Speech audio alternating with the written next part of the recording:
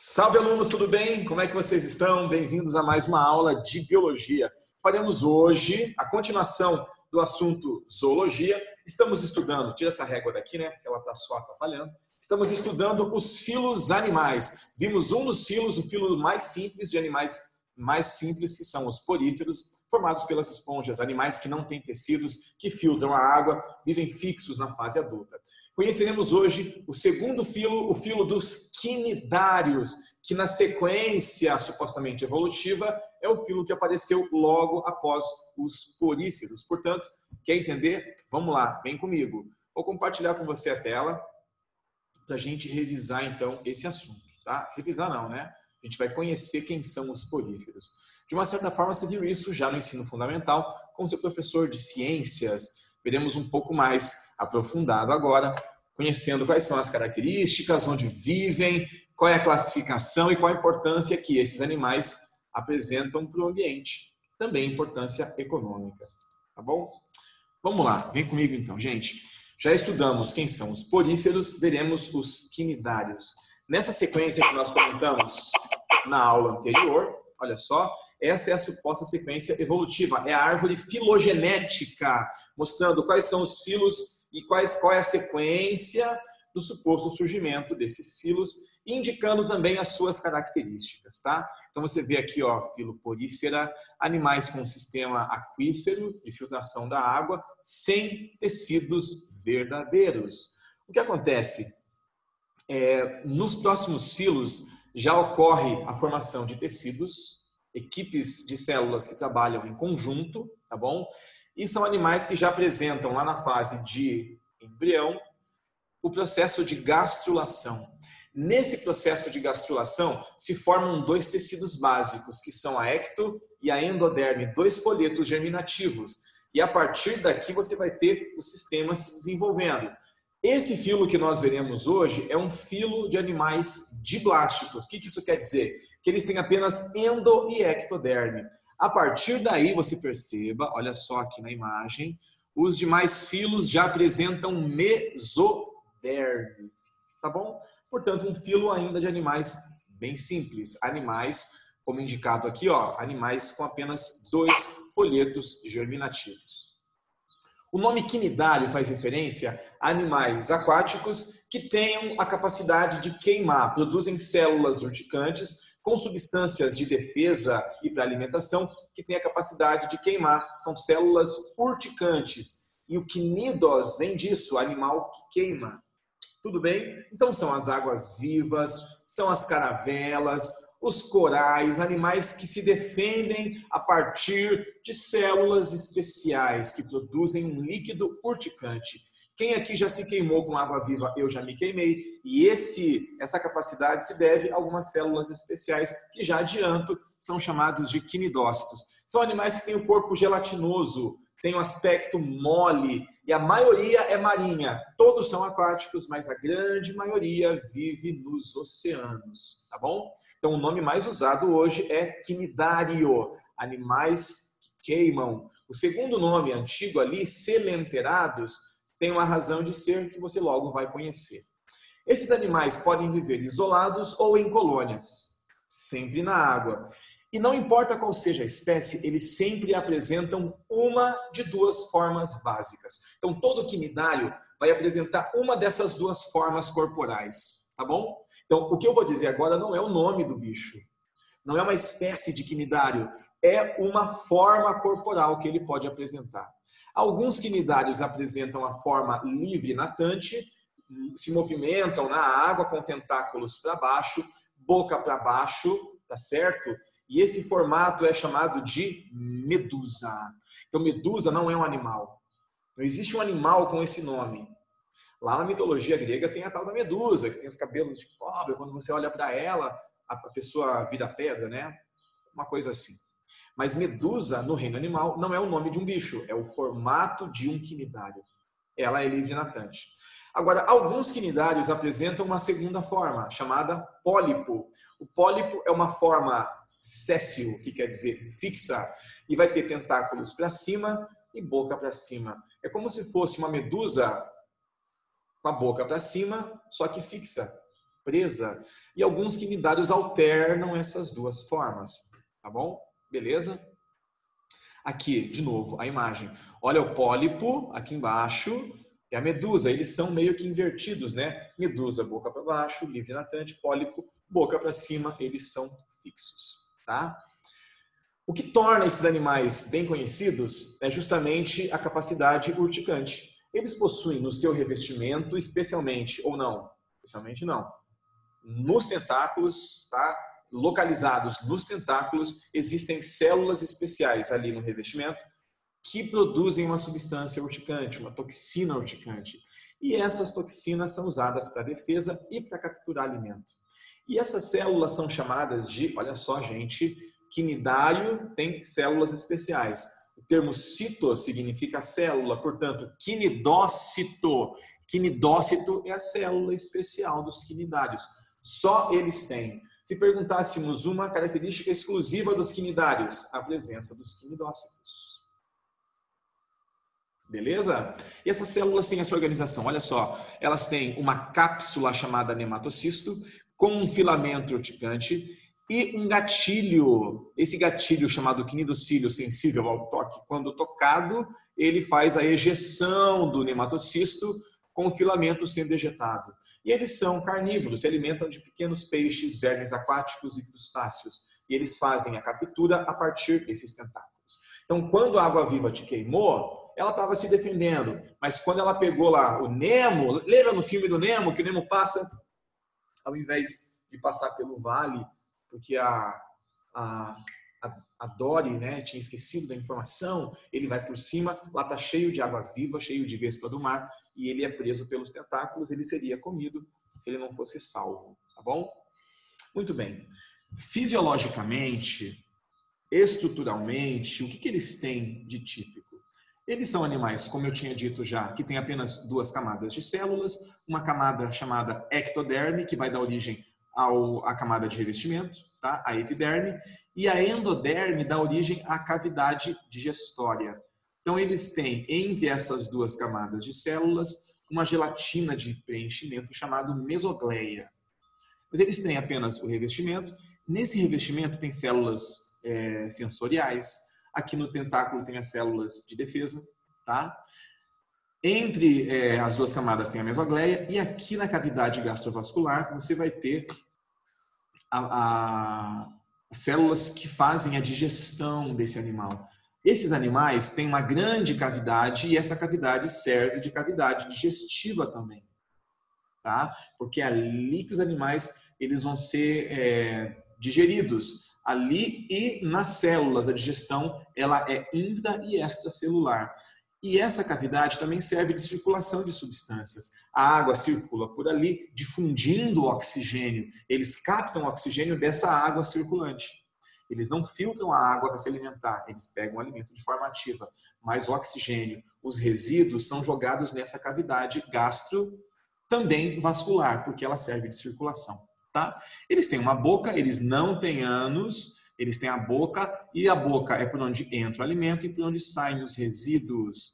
Não tem tubo digestivo completo. Tem duas camadas de tecido, são de blásticos, epiderme e cavidade digestória. Tá bom? Eles não têm sistema de respiração específico, eles não têm sistema de excreção, eles não têm sistemas muito desenvolvidos. Eles têm um sistema digestório ali na cavidade, vão ter sistema sensorial e vão ter sistema nervoso. Já vamos conhecer como é esse sistema nervoso deles, tá bom? Olha só, na cavidade, deixa eu só pegar uma imagem aqui que acabou faltando, ele ficou no outro slide, tá? Pera aí, só uma imagem que quando eu adaptei a aula, acabei de ver que essa imagem não veio junto, mas ela é bem importante, tá? Aqui. Então, essas imagens aqui que eu vou colocar para vocês lá. Falha minha, falha nossa, coloco aqui.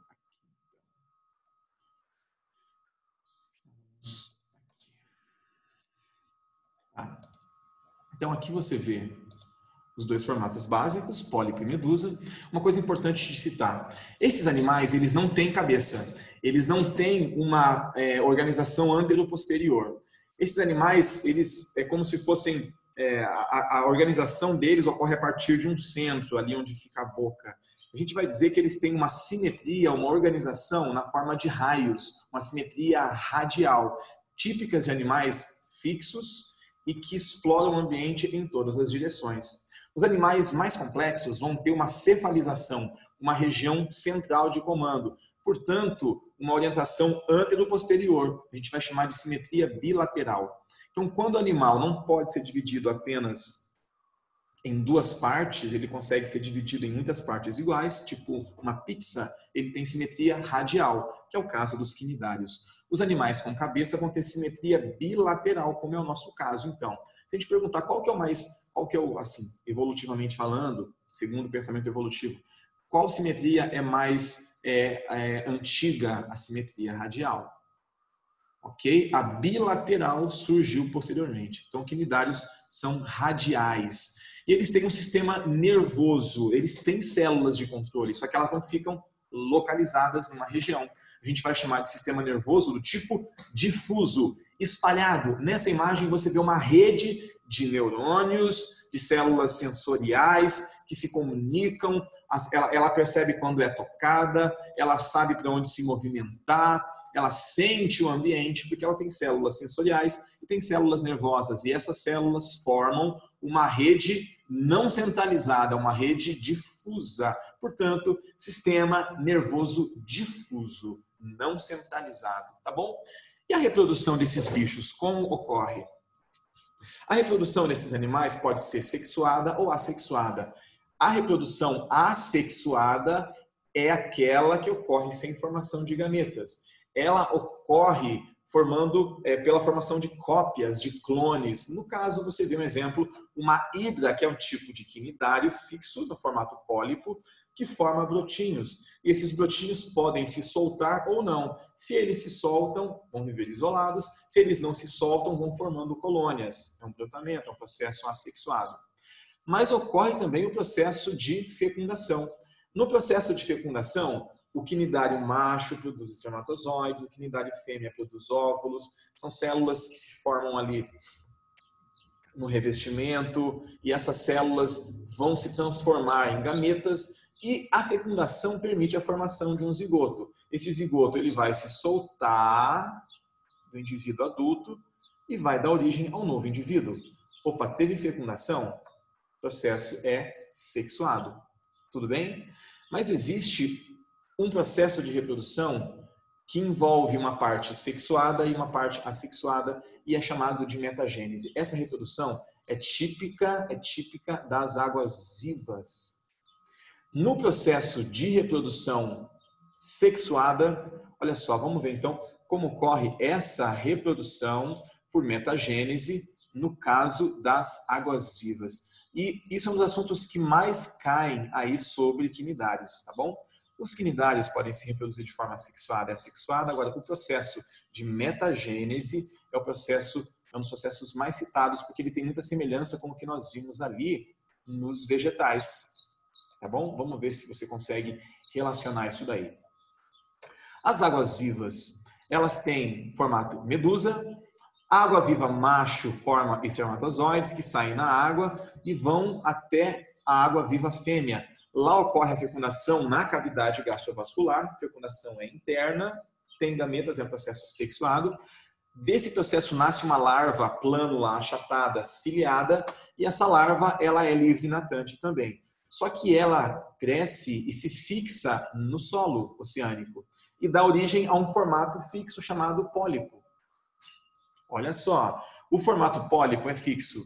Esse formato pólipo é um segundo indivíduo no mesmo ciclo. E ele vai se reproduzindo de forma assexuada, formando brotinhos chamados éfiras. A gente vai chamar de divisão transversal ou estrobilização. E esse processo forma pequenas medusas que vão nadar e vão crescer, virando medusas adultas. Então, o que você percebe? Uma fase livre natante com reprodução sexuada. Uma fase fixa com reprodução assexuada. É um processo de Alternância. Lembra do vegetal que tinha gametófito e esporófito, uma sexuada e outra assexuada? É um processo de alternância também. Então, muitas questões pedem essa comparação entre a reprodução das plantas e dos quinidários. A alternância, uma fase sexuada, uma fase assexuada. Tudo bem? Beleza? Processo de metagênese. Medusas formam pólipos que formam medusas e assim por diante. Tá? Algo que eu não comentei com vocês, eu falei que ia comentar e não comentei, essa cavidade digestiva presente tanto em pólipos quanto em medusas, enteros é intestino, é uma cavidade intestinal, uma cavidade digestiva, levou ao nome que eles têm, o nome antigo, né? Selenterados. Então, o nome selenterados é porque eles têm uma grande cavidade digestiva. Falei antes que eu esquecesse, né? E finalizando, gente, quem são as classes ou quem são os tipos diferentes de quinidários? Quais são elas? Existem 4 classes de quinidários atualmente. Tá? Então, reino animal, filoquinidária, depois de filo, na sequência de classificação, vem a classe, ou vem as classes. Então, quais são as classes? Existe uma classe chamada hidrozoária. Essa classe hidrozoária é formada pelas hidras, que são esses quinidários verdinhos fixos na forma de pólipo. Eles têm algas no seu revestimento ali que fazem simbiose com eles. As algas produzem alimentos e têm proteção ali nas hidras. E existem as caravelas. Caravela é interessante porque a caravela é uma colônia. Tem um indivíduo medusa flutuador e diversos indivíduos pequenos, pólipos nos tentáculos. Então, no tentáculo tem um monte de pólipo. É um monte de quinidário pequenininho que fica ali no tentáculo, formando essa região de defesa e alimentação. Então, caravela é uma colônia de um flutuador e muitos pólipos nos tentáculos. A segunda classe é a classe sifozoa. Então, hidrozoa, hidras e caravelas. Sifozoa são as águas vivas e tem o formato medusa. Medusoides são os mais bonitos, né? Tá bom?